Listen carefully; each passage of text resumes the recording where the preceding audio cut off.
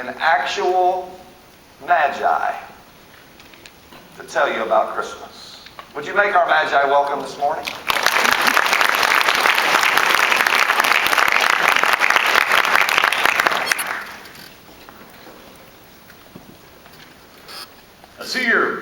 Good morning.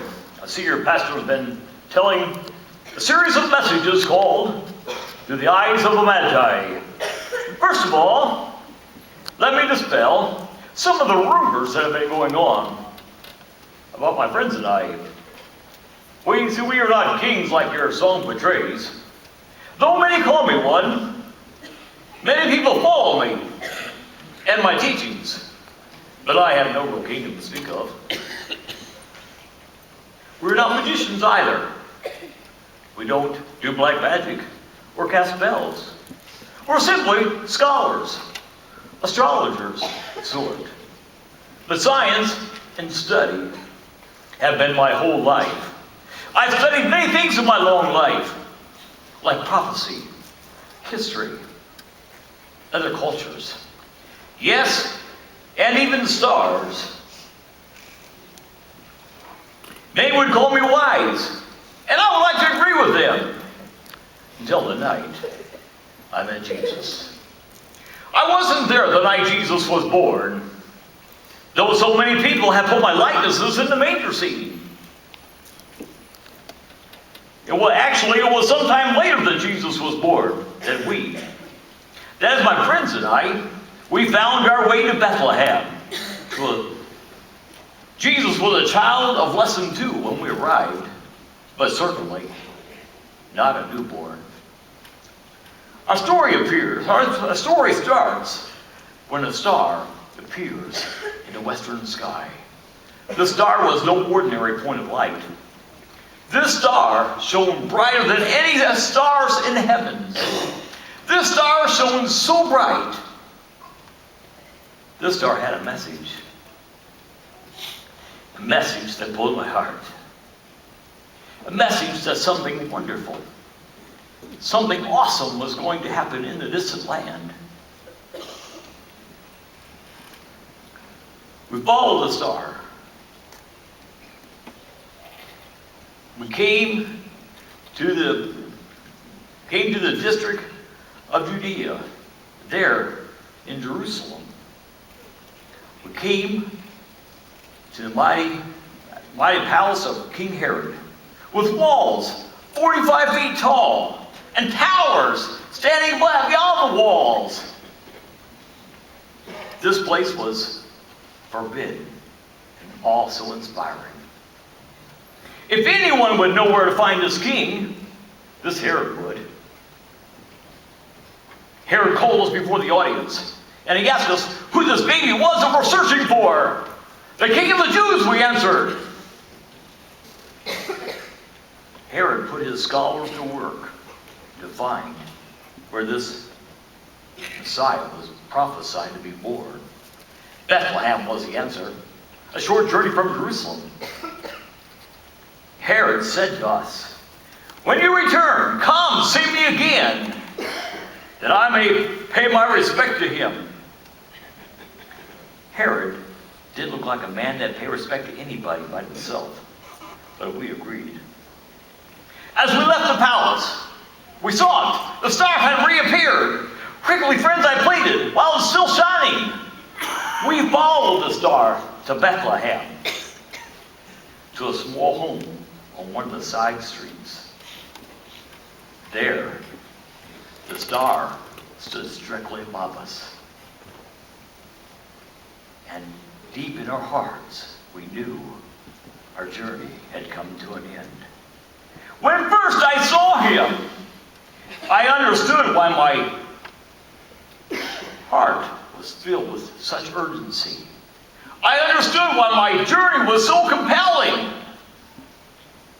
There, sitting on his mother's lap, was God in flesh. I can't explain how I knew.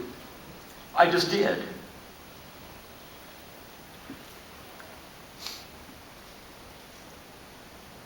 I fell to my knees and began to worship him.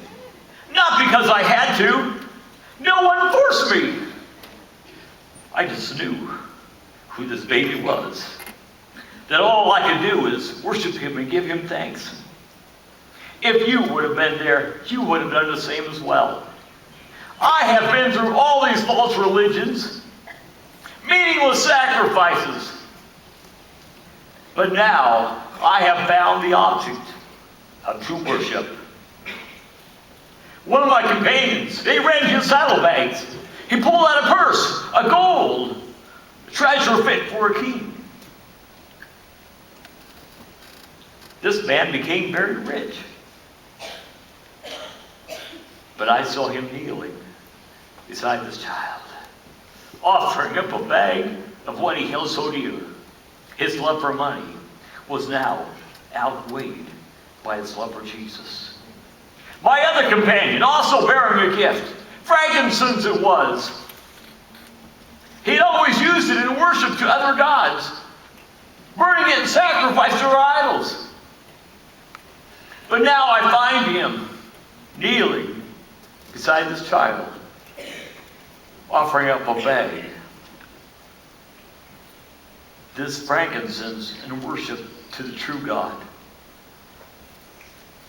No longer would he or any of us serve these false gods, for we have seen God face to face.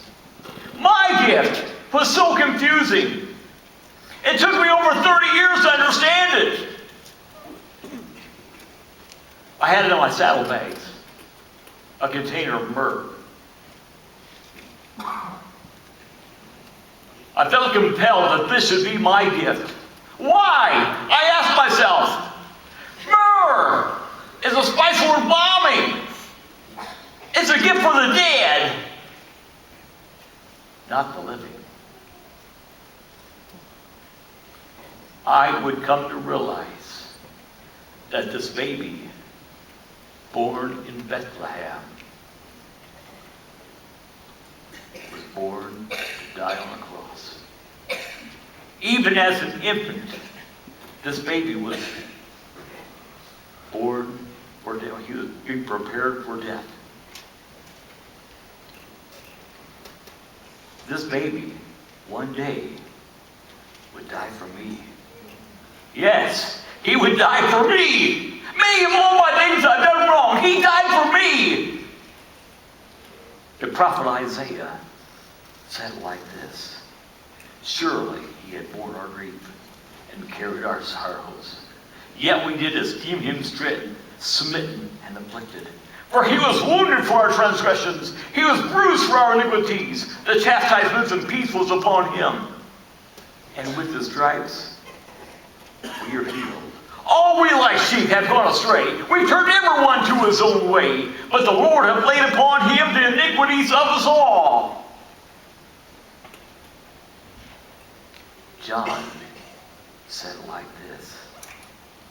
For God so loved the world, that he gave his only begotten Son, that whosoever believes in him shall not perish, but have everlasting life.